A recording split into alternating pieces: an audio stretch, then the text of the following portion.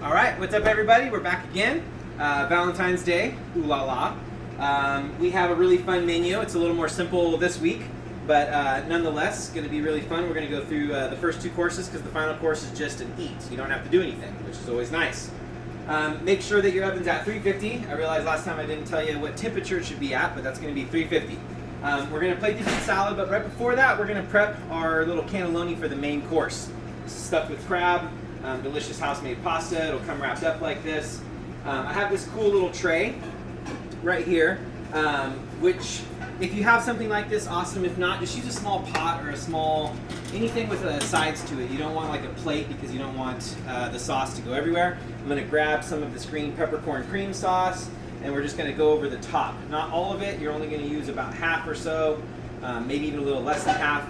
And you do want to just try to get smooth it out over the top of the pasta. And we're going to go ahead and put that into the oven right now. Probably not going to take the whole time, but I didn't want to have it be holding us up a little later in the video.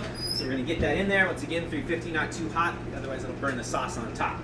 So let's get into plating this beet salad.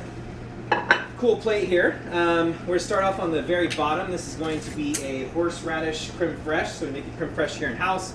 Grate a bunch of fresh horseradish into it. I'm going to grab this and just give it a little push. We've done this same kind of style of plating before, but you just want to build a nice little base. You do want quite a bit on here though. It's a really flavorful component of the salad, and it's really nice to have on there. So we're going to get that on there. Now we're going to open up the different beets that we have, so it's kind of fun. All different kinds of beets. We've got some salt-baked beets right here, the red ones. Those are packed in salt and baked in the oven until they're soft. Got some fried Chioggia beets. In this little package, we have some truffle pickled yellow beets, roasted beets, as well as thinly sliced Chioggias.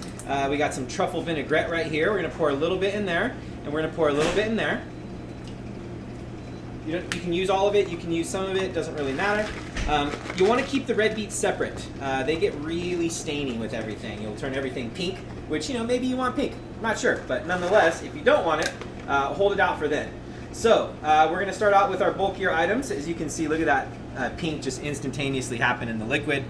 So these are covered nice and clear. Don't mess with these once you set them down. It's plating 101 for Localis when we do the beets. On the menu is once you set it down, don't touch it. Otherwise, the pink stuff starts swirling around on you and it won't look as nice as you want it to. Now we'll take our roasted beets and we're just going to layer those kind of over the top in different directions. Remember, we're always trying to keep those directional qualities going. We have this nice big pickled beet right there. We'll put that there. Stack this up. You'll have two of these, remember, for the dinner for two. So, problem, but for one, we're just going to do this. And if you do get the pack for two, remember that it'll all come packed together, not separately. But you just mix everything the same way, and then you kind of plate out of what you have left over. So we got the beets on there. We're actually going to take some of these nice fried beet chips, very crunchy. Put those kind of on the side here. And Holly very sneakily passed over the beet sorbet. So this is cool. This is horseradish and beet turned into a sorbet. It's a savory sorbet. It does have some sweetness to it. But nonetheless, you really want this on your salad. It's amazing. And you're just going to kind of like find a little home and just set it right in there. Really fun. Now we're going to top off with some of our micro beet greens, also called bull's blood. And this just kind of nice light sprinkle over the top. And bada bing, bada boom, we're looking at a beet salad that is not just a beet salad. Dropping beets. Uh-oh, just messing my own plating up. There we go. B-E-A-T-S, because this one sings to you. How lame can I get today, huh? We'll see. Stay tuned. Even forgot a couple pieces. So, pretty good sized salad. Delicious, and eat that sorbet with everything else. It's awesome. Okay, now we're getting to the main course. After we talk about this little wine pairing real quick. This is a really weird Chenin Blanc. Weird in a good way. Jausonnet, I think is the way that you say the pronunciation, by Saint Jacques. This is Old Vine's Chenin Blanc from the Loire Valley by Domaine Guigou. This is the actual area in the Loire, so it's an area inside of the Loire Valley. Really different. This is a 2000, so it has some serious age to it. It's not as bright and sprite as a young Chenin Blanc, but with the truffles and the beets, we wanted something that had brightness and acidity like a Chenin Blanc, but also had some of that depth and character to match along with the truffles. So really excited about this wine. Once again, almost 21 years old now, so it's got some serious age for a Chenin Blanc, and you'll taste that in there. It's got a really fun flavor profile to it. Next up, main course. Let's get all of our stuff ready. So we already have our little setup in the oven warming up with our crab stuffed cannelloni. We're going to now get our puree. This is brown butter and parsnip. So you just want to put that in your little pot, little pan, whatever you want, no big deal. We're going to get this on low temperature, not high. We don't want to burn it. Remember, we're just trying to heat it up. If you feel so inclined, you can put this in the microwave. I hate to say it, but it's true. A microwave doesn't do anything but heat things up in a really clear and precise way. So if you want to do it, you can. We're going to take the rest of our green peppercorn sauce and put this all up in here as well in another pan. Get that on a very low heat.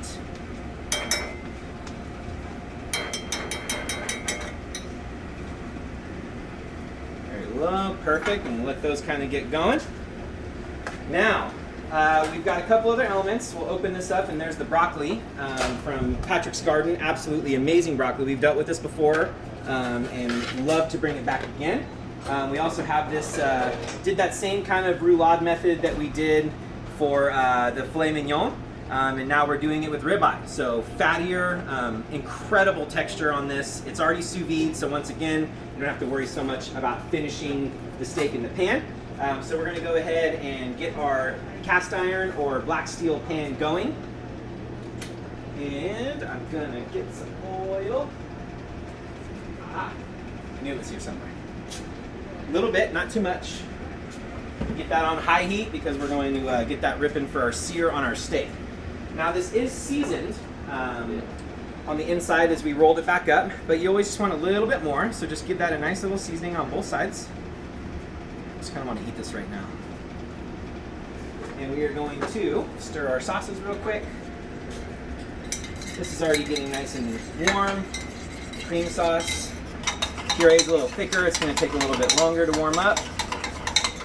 No problem if you don't have any lumps or anything like that, which you shouldn't, but... Okay, and once again, you guys remember from the steaks previous, we're waiting for this to start wisping a little bit of smoke. Once again, I suggest you get some tweezers or a very thin thermometer, not to take the actual temperature itself, but to use that technique of putting it on your lip so that you can know if it's warm in the center. Reiterate again that you don't need to worry about cooking this through because it's already cooked through, so no problem there. Okay, starting to get a little bit of it right here.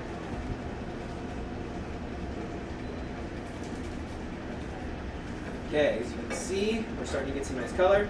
Make sure you get a nice coating of oil on the bottom of your pan because you don't want any bald spots on your steak. It might happen anyways, but put our steak in there. Just give it a little press down. We're not pressing hard to try to get it smashed down. We're just trying to make sure that we make good contact with the pan with all portions of our protein.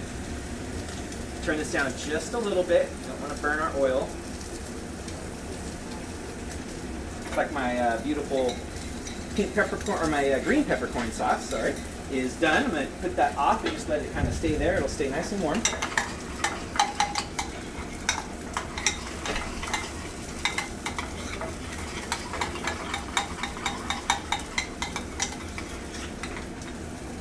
Alright, so we're just waiting to get that nice, you can actually lift your pan up, lift up your steak, put it back down just to make sure you're getting that really nice connection to get that nice crust on the bottom.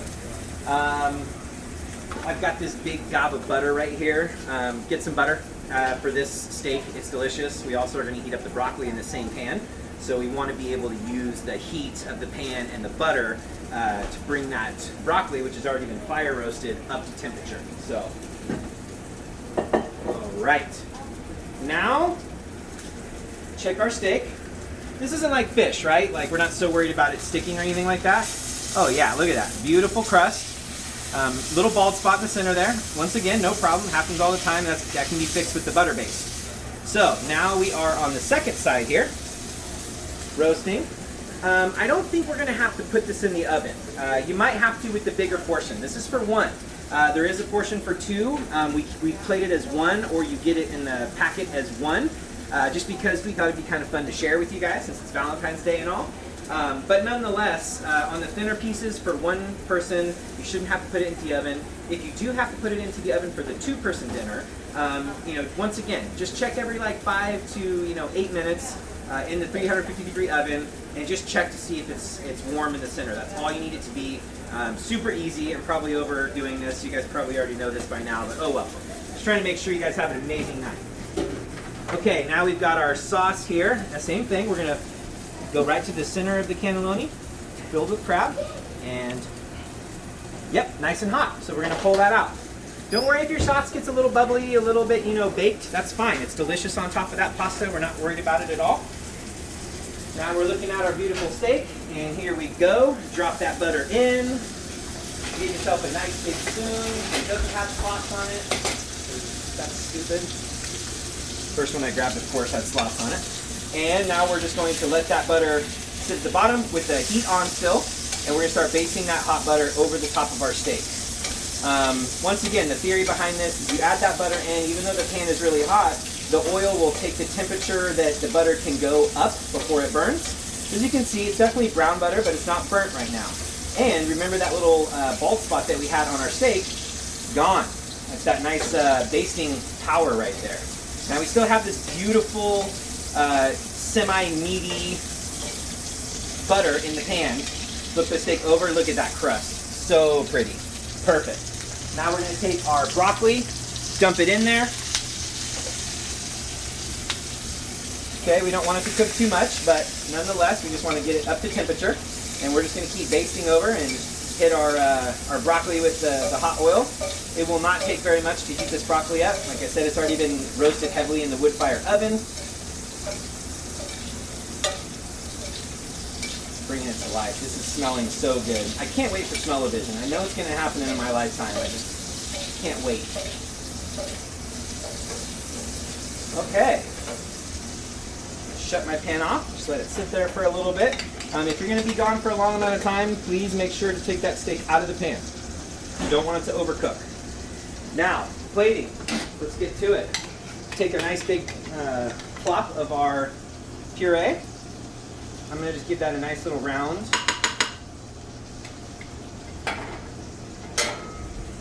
Bring our steak over here. Keep it away from your plate because this is bubbling and spattering and the oil will get onto your plate, make it not so nice of a presentation.